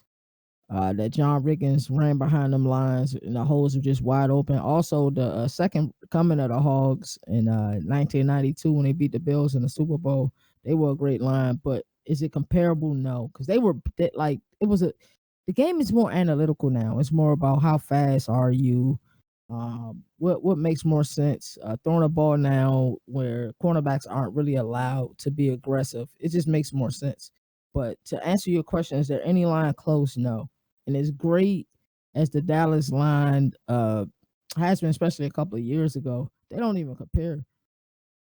They don't. And it's sad, but it's true. Like you said, though, it was a different game. Like Lions loved the game back then. They ain't had to pass block as much. It was play action. When you got Daryl Johnson, aka the Moose, as a blocker who can also protect the quarterback in passing situations, but lead blocker. Jay Novacek, he was a tight end. Yeah, he caught passes. A lot of them were pop passes, but he was a great blocker on the line of scrimmage. A lot like Jason Witten, and even though Jason Witten is a great, blocking tight end, Jay Novacek was even better. So it's like you said, it's just a different game. I'm not saying nobody can ever catch a record because the old adage, records are meant to be broken.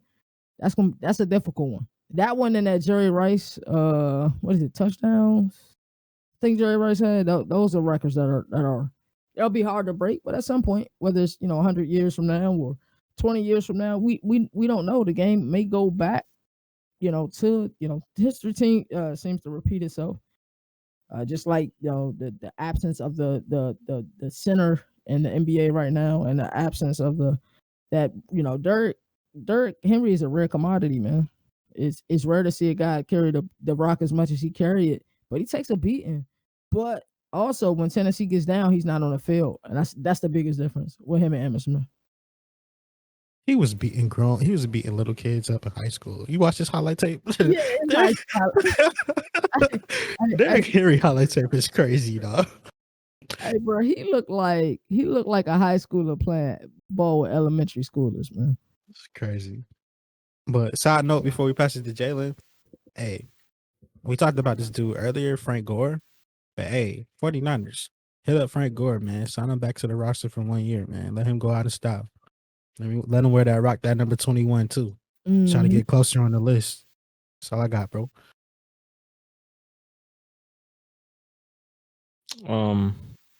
My reaction to it was, I'm like, shoot, he might be right. Mom, I don't know if you remember this. Remember one day I read off all of Adrian Rodgers, Adrian Peterson's stats from that year. He almost broke the record. He's like 9 yards away. Yeah, he had like 200 yards in almost every game.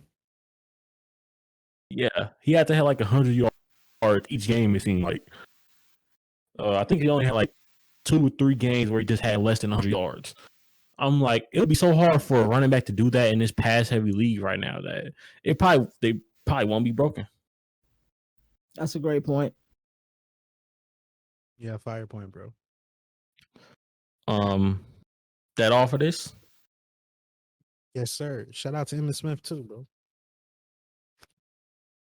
Yeah. The next written react is Tom Brady being the GOAT of all sports. KT, react. I think out of all sports, the sport where it's hardest to be dominant in is football. Golf is an individual sport. I remember one day you asked me, what's the most prestigious award to win? And I say, well, damn, winning the Masters and putting on that green jacket is pretty magnificent. But if Tom Brady wins a 7th Super Bowl, he is the go to all sports. The go to all sports, in my opinion. Y'all know I love Michael Jordan, but my answer would have been Muhammad Ali. But not just because of boxing, because in his later in his career, like Larry almost beat bro to death. You know what I'm saying? But it was really because his philanthropy and how he spoke out against his oppression. But in a sport like football, where it's so team oriented, basketball, you can have one elite star and be dominant. We seen like LeBron James running the East, where he was getting teams, especially those later Cleveland teams. They were not good. The last couple Cleveland teams, he was able to get to the finals. So you can be dominant in that sport. But Tom Brady to play quarterback, yes, he doesn't play defense. And I remember LeBron James making that parallel before, and it was a great parallel. He's like, yo, we got to shoot the ball, do this, then boom, we got to turn around and play defense. Great point by LeBron. But to win 7 Super Bowls in a sport that is so team oriented, where you need the 11 players on offense to do their job, the 11 players on special teams to do their job, and 11 players on defense to do their job, he has to be the go to all sports to get that 7th ring and to do it this year. With that Tampa Bay team is loaded, but I don't think a lot of people, as far as betting, have the Bucks beating the Chiefs in the Super Bowl this year. So if he was able to do that, prove Belichick wrong, and to win it, you have to say he's the go to all sports. Mo, react. Well, to your point about there's not a lot of people having the Bucks winning, I think that's totally wrong. Not to say that your point is wrong, but what I've been seeing, based on like the betting, the sports books, and all that, a lot of people are putting their money on the Bucks just from the simple fact that Kansas City is dealing with offensive line being in shambles right now, and of course Tom Brady. But a lot of money is on the Bucks right now. It's not even on the Chiefs. I saw this map where they're showing the United States and everything, and what states had their money on which. And out of 15 to 20, there was only 2 or 3 states that had their money on the Chiefs. And this is not even including Missouri, because the tally hadn't come back in yet for them. And this is according to FanDuel. But that's one point. The second one is, I don't know if I can put him up there over Ali, bro. Don't know. I don't know if I can put him up there over Jim Brown. I don't know if I can put him up over there over Bill Russell. And it's just recency bias, because we have these conversations every single year. Why? Because Tom Brady's in the Super Bowl every single year. Like, we have to have these conversations. But I'm not going to fall victim to recency bias to talk about a team sport like football, where there's more factors, more players. So it's not just you. The LeBron parallel was great, but I mean, I feel like he spot on. I would give more respect to Tiger than I would give to Tom. I would give more respect to. Okay, so this is a question that's like right off the top of my head. Would you classify baseball as a individual sport or a team sport, even though it's called a team sport? When you're hitting, it's individual, if you ask me. But when you're the one that's supposed to be pitching and everything, it's a team sport. Right. Okay. So I feel the same way. So I look at all sports. I would be tempted to put Serena over Tom Brady. And she's not going to get a name mentioned in the pot, but I'll put her in the pot. I know it's easy to call Brady the GOAT of all GOATs, but when we do that, we're entering into dangerous territory, mainly just because what status equals you to be the GOAT? If you're talking about championships, you don't have the most championships. If you're talking about degree of difficulty, how many top 10 defenses did he have? If we're talking about philanthropy, I ain't never seen Tom Brady open up an I Promise school or coach a Boston Celtics team that don't even like you in the middle of the 60s where 60s 70s where you're the first African American head coach, breaking down barriers. I don't know how we can not involve history or not really put the clear-cut variables that allow us to say what equals being a GOAT of all GOATs. If we talking about greatest athletes, Tom Brady is not the greatest athlete of all time. So which makes me think, well, what is the criteria? Kind of like what KT was saying earlier about what's the criteria of what makes you a franchise quarterback. Now, it's impressive that he took this team, but everybody keeps acting like Tampa Bay was just this dumpster fire of a team. No, it wasn't. It was the fact that Jameis was throwing so many picks that had them out of position to win ball games. I know this because I'm an NFC South fan. Y'all know this is y'all football fans. The team was already had Chris Godwin and Mike Evans. You add in Gronk and Antonio Brown and make it look like, oh my God, he's dealing with the same offense that the New York Jets have. No, he's not. I understand he's playing in the first ever Super Bowl that he's been to, or that we've ever experienced, where the home team is hosting.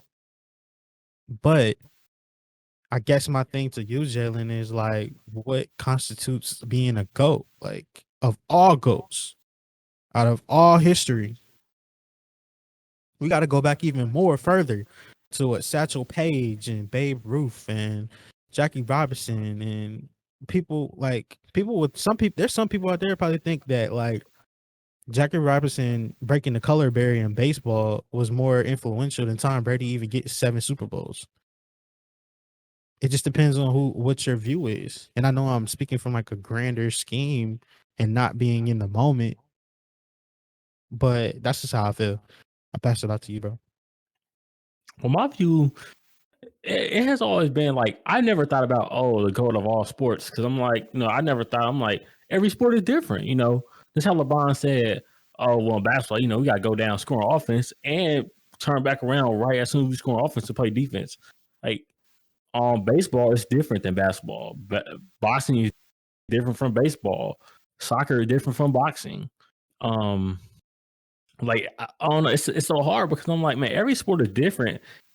It's hard to level out like the talent that each person faces. Like, you could say, LeBron has faced the Warriors and the Spurs the majority of his time in the finals. Each time we reach the finals, it's either been the Spurs or the Warriors, except for out of 3 times where he faced the Thunder, the Mavericks, and the Thunder, Mavericks, and the. Is that it? I think that's actually it. Yeah. Wait. Let me think. Yeah, you're right. You're right. Yeah. So 2 times. I'm just like, it's so hard. Like every sport has its degree of difficulty. I don't want to say football the hardest sport to win at. I don't want to say baseball the hardest sport to win at, or basketball, or soccer. Even forget soccer. How could I forget football? It's so hard because it's like you trying to compare every sport, and every sport is different. It's like it's like, I don't know, like I always saw like comparing. I always saying Tom Brady to go at football was always like, I don't know if Jerry Rice said this, but he's like, he's not, because he just plays quarterback. He said, if you're a cornerback, you can't really control what the offense do. He said, and I think Jerry Rice even said, I don't know if he called himself the GOAT, but he said he's better than Tom Brady, I think. It was after Tom Brady. It was the 28-3 comeback, or it was after the Rams Super Bowl where they beat the Rams the second time around. Well, I'm like, man, it's so different because in basketball, I think it's a little bit easier because you gotta. It's definitely you can play defense and offense, so I don't know. It's no GOAT to me in all the sports. Like, if you ask me to go to basketball, is LeBron James. I don't care what an MJ fan got to say about it. You ask me in football, I think it's Tom Brady. I don't care what a Joe Montana, John Elway fan got to say about it. You said who to go? What'd you just say? Hey, you said what? Hey, don't fall for that trap, bro. Don't fall for that trap, bro. don't fall for it, bro. You said what, KT? I said, what did you just say? I said Tom Brady is to go to football. No matter what a John. I'm talking about before that. He said, "No matter what it don't matter what a Joe Montana or a John Elway got to say about it." Okay. I think the reason why this is a conversation is because I think out of all the sports, probably with the exception of March Madness, because March Madness is difficult to win in college basketball, extremely difficult to win in college basketball. But with the exception of that, I don't see any other sport being harder to win a championship in football. It's hard to win championships in football. With injuries, coaching changes, the way free agency works, every year good teams lose good players because of free agency, because of contracts, and the way people get overpaid in free agency. I think the reason why this is a talk because Tom Brady has 6 Super Bowls. Closest person to him is Charles Haley with 5, who's a linebacker, tight end, linebacker. We don't get to the closest quarterback with Joe Montana, who has 4. It's an interesting discussion. I like a lot of what both of y'all said. Now, as far as the basketball argument, MJ, LeBron, you argue from a perspective of LeBron is a better man and better human being than Michael Jordan. Yes, he is. That's clear. That's crystal clear. If you even argue from an analytical standpoint, is LeBron James a better basketball player than Michael Jordan? Yes, that's a clear answer. But I feel like the criteria. I feel like we got to start setting up a criteria for some of this stuff because Michael Jordan's impact, greatest impact, maybe of anybody of any sport, with the exception of Muhammad Ali, possibly Jackie Robinson. I mean, as far as this whole GOAT talk, Moon did bring up the recency bias, and I think it's important to mention that because a lot of times it's what you have done for me lately. But as a Buffalo Bills fan, I've watched this guy beat us over and over and over and over. Oh, did I forget to mention and over again? So go to all sports, even to go to football. If you ask me who to go to football is, the first couple of people I think about aren't even people who everybody say, you know what I'm saying, because they were 2-sport athletes. One being Deion Primetime Sanders, the other being Bo Jackson. I've never seen anybody run the rock the way Bo Jackson ran the rock. No way. He didn't play quite long enough. You know what I'm saying? But as far as if you wanna look at it, you wanna involve rings, and I think rings are important. Bro won his 7th ring in his 40s. Got and this will be the 3rd decade that he's won a ring in, or is it the 3rd decade? Third.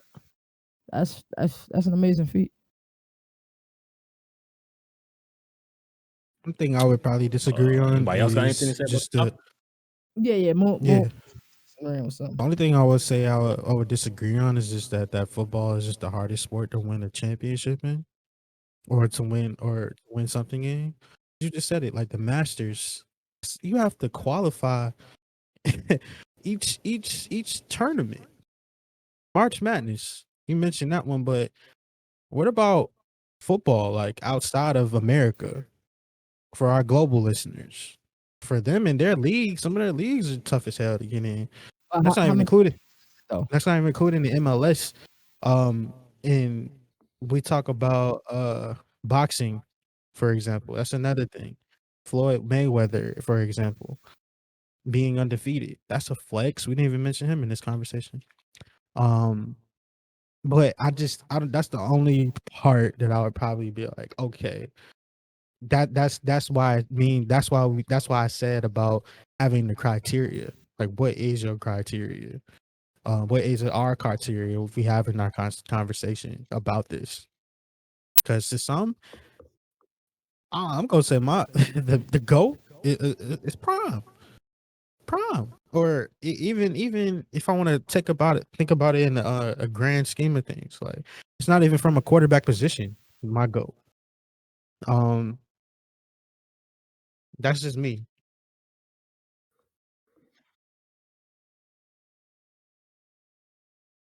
That was a great segment. I think a lot of people, wherever side they on, they'll probably love Moon Take if they don't agree with Tom Brady being the GOAT of all sports. But I do have one last rebuttal before we move on to the next segment, and Moon, feel free to rebuttal.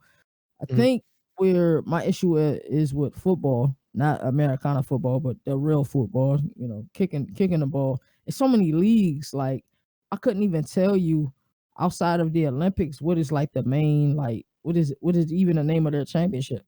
Same thing with golf. Like what is their championship? Like yeah, we know about the Masters, but I don't even know how the golf, what I'm saying, point system work as far or even if they even have like a point system similar to NASCAR. You know what I'm saying? Like Mhm. I just feel like the Super Bowl. Is there any other sport more watched than the Super Bowl during that one game? During the one Probably not. game, no, they're probably not. The only thing that'd probably be close is probably like, if you're talking about Probably like the World money, Cup. World Cup Yeah, probably definitely. be up there. If Floyd Mayweather fight, Oh yeah, oh yeah. It's on, man. When Money May fight, and you're right, we didn't mention Money Mayweather. But as a philanthropist, you can say what you want. Floyd can't read this, that, and the third. Bro is still getting money, not even putting any blemishes on his records, whether he win, lose, or draw, fighting these exhibition fights. it was supposed to be an exhibition. Hey, that's it for this topic, Jalen. Okay, time to move on. LeBron the GOAT, we all know that, and Mason Crosby's better than that one hockey player that I don't know the name of. He said Sydney. He said Mason Crosby. Oh yeah, Sidney Crosby. My bad. Hey, you about to have hockey fans on your neck, especially since we didn't bring them in there. Medical police attacked me earlier. I left it alone.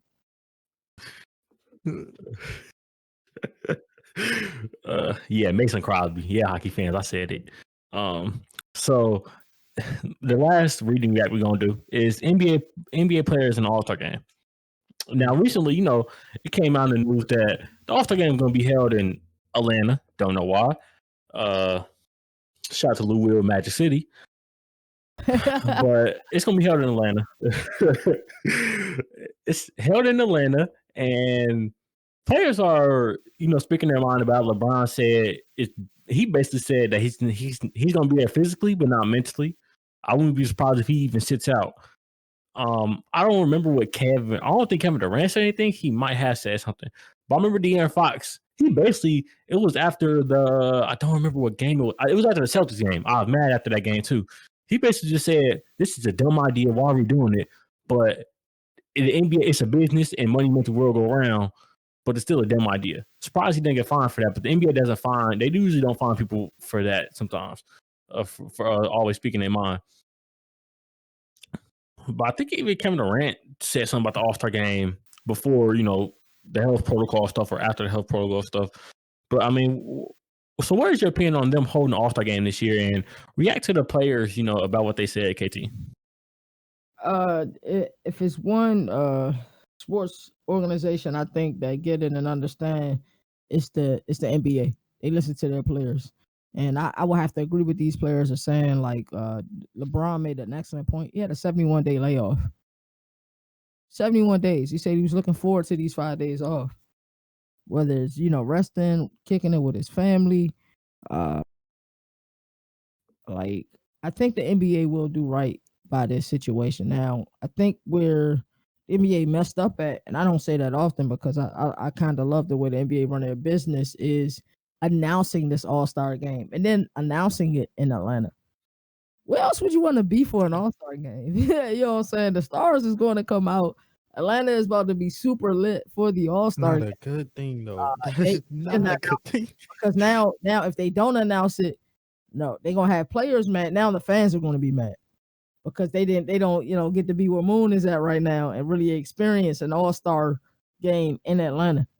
You know what I'm saying? So it's for the NBA, it's a catch-22. The right thing to do is to do by these players as the NBA always does and cancel this All-Star games. But either way, it's going to be kicked back. They have it, the players are going to be upset. If they don't have it, the fans are going to be upset because a lot of people are really getting sick of the idea of the coronavirus. We talk about it all the time, how people are having get-togethers, not wearing a mask, still partying and things of that nature. And NBA being in Atlanta for an All-Star game, hip hop is heavy down in Atlanta. It's going to be an event, so I know people are like planning for it now. And the fact that it is going to be a little bit later than it typically is, because it's typically Valentine's Day weekend. It's going to be, I think, the first week in March now if they have it. So, like I say, it's one of those weird things. It's damn if you do, damn if you don't. I love to hear what y'all have to say about it though. Yeah, it's definitely surprising to have Atlanta because they got all the stars there. They got I mean, I ain't gonna say two biggest rappers right now, but they got two of some of the biggest rappers out right now, Lil Durk and Lil Baby that stay right down there. We got rappers, period. Right. Not only rappers, strippers. You're not only strippers. You got Gucci Mane too. Yeah, you got Migos down there in Atlanta. You got Gucci Mane. You got Lil Baby, Lil Durk. You got. Not even including I can't name actors from Atlanta, but it's not even. Atlanta is Black Hollywood, bro. It's Black Hollywood. Why would you want to throw an All-Star game in Black Hollywood? Because you can sell tickets, you can have a great experience. But under these situations, it's not a good look. And I'm saying that for somebody that stays here. It's not a good look, bro.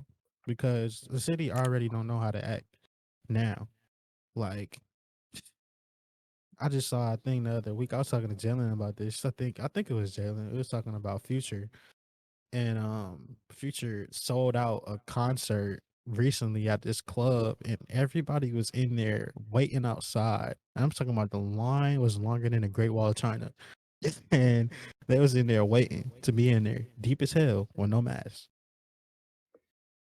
You go to Magic City, shout out to Lemon Pepper Lou, but all you about to see is cheeks galore with no mask. When you go to State Farm Arena, anywhere down in on any of the Peachtree streets, the whole city gonna be lit. But it's not always a good thing. My only problem with this situation is this: the NBA reneged on their word. I'm supposed to hold you to your word, right, NBA? But y'all reneged. When the NBA and the NBA Players Association agreed to start the season on December the 22nd, they also agreed there will be no All-Star game. Y'all lied. Now, when it comes to money and everything, don't fall to the trap, Adam Silver, or Michelle. I forgot Michelle Roberts. Don't fall for this trap, CP3 and Players Association. Come on, bro. There's no reason why this game should be played. And I get it. It's been players come out like Tobias Harris saying like, hey, just let me know when it is. Like, just, hey, sign me up. But then you hear a whole totally different dynamic when you hear LeBron talk. It was just like he has zero interest. I think that was his exact words. Zero interest in the game. And he would not be mentally there. He'd be physically there, but not mentally. That's my only problem with it. Now, if y'all would have came out and said that, hey, we still thinking about having an All-Star game right when the season started December, that'll be another thing. But for y'all to say that y'all not having it, especially in the reduced season, in the shortened season, and the season that's happening so quickly compared to when the last season ended, for y'all to bring it back, it's just like, don't renege on your word, bro. Or we're going to start looking at you like an op. And it's perfect for this conversation. Now, of course, I want the city girls to come out. I want all the type of fun that y'all can have, right? But at what price? It's not gonna be a good one. You mean to tell me that you're gonna have the best players from every single team of the league, or I don't say every single team because some teams not gonna have all-stars for sure, but a good percentage of the league is bringing representatives from each team that gets chosen, and y'all all here, and y'all already have to deal with the COVID restrictions right now. Y'all gonna have to do it enhanced, and it's not like Atlanta's protocol is even funner. Like, yeah, there would be fans there, but I think Atlanta is like maybe in the top 10 as far as fan attendance in the league right now. So it's not like it's gonna be everybody and their mama there. Now everybody and their mama gonna be at the after party. At the Velvet room. They're gonna be at the after party. At a roar. Like, come on. But I just don't like it because they reneged on their word. That's all I gotta say. And Mo, can I say something else? Little Baby is a better rapper than Little Dirt. Huh? Chill out with I that know one. I was gonna get you. But young players, it's young players and cheeks. Like like that like that's gonna be the biggest concern. You know, you young, you irresponsible sometimes when you make first break to the NBA. You know, all it takes is a blue check to get a girl's attention on IG, and it's lots of girls in Atlanta, of course. So imagine, you know, one of these young players. like imagine one of these young players just go out without a mask. Maybe not even just one. Maybe the whole 3 rookies go out without a mask on, because you know some rookies be tight like that. Next thing you know, they catch COVID. They pass it to the teammates. They pass it to people in the hotel. Hotel people might pass it to more players. I don't know. It's really dangerous when you think about it. It's the last thing about doing an all-star game that I can possibly see. They will have to instantly go into a bubble afterwards.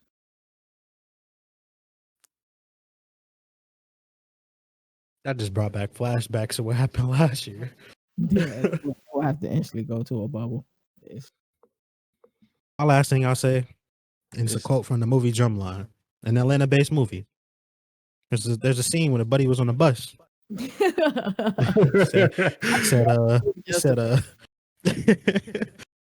said, oh, that's Morris Brown. Last couple of years, they've been tapping that ass. Hey, you come to Atlanta for an all-star game, these young players, Joel Embiid. I ain't questioning. Look, you're gonna be tapping that ass. I'm letting you know, bro. It's already given. It's a set in stone. They're gonna be lining up at the Hyatt in the Marriott Marquis. The Best Western is just underrated. Where they gonna be lining up at that Marriott, though, I promise you.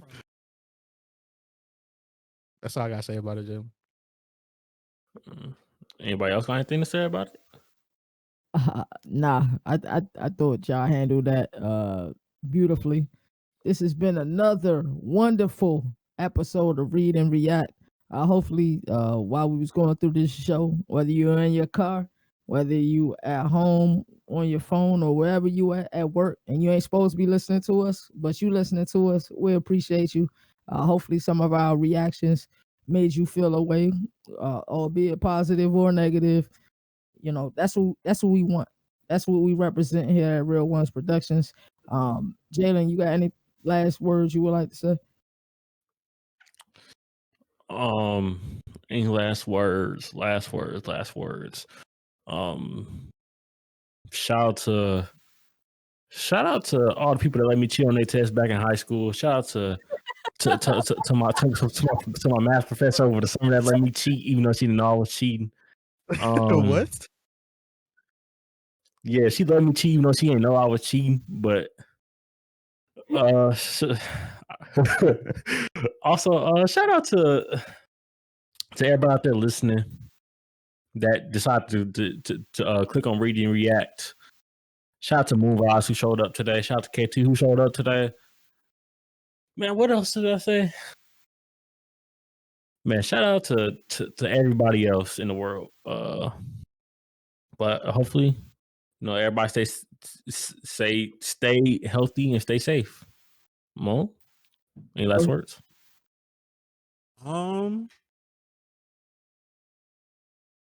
Thank y'all for doing this podcast and allowing our conversations off air to come onto air so that people can get a behind the scenes look not only about us but how we do things here at R1P. This is episode 2, but it's only 2 of many more to come. Make sure y'all stay connected with our socials. Our Snapchat, our Twitter, which is going crazy right now, Instagram. We'll put all of these in the link below when you check out the description. And make sure you check out our YouTube too. We spicing up the YouTube at Real Ones Productions and putting our content on there too. Trying to give it to you in many ways possible. Shout out to the Tune In listeners that listen on Tune In and all the other podcast platforms as well. Shout out to all the people in France, South Africa, Australia, everybody around the world that listen to our content. We appreciate you, especially back home in the United States too. But I guess my last thing to say is this. I said this earlier, but I feel like it applies now. The grass ain't always greener on the other side, even if that grass is in Green Bay. That's what I'll leave y'all with. Stay safe, stay quarantine clean. Hey, Craig, it's time to get out. It's time to get out the house, bro. You don't gotta go home, Craig, but you gotta get out of here, bro. From Real Ones Productions, Leverett KT, Jalen The Journalist, and Moonvibes, we sending you off into your day. Share this content with somebody you love, and hope you enjoyed your time here.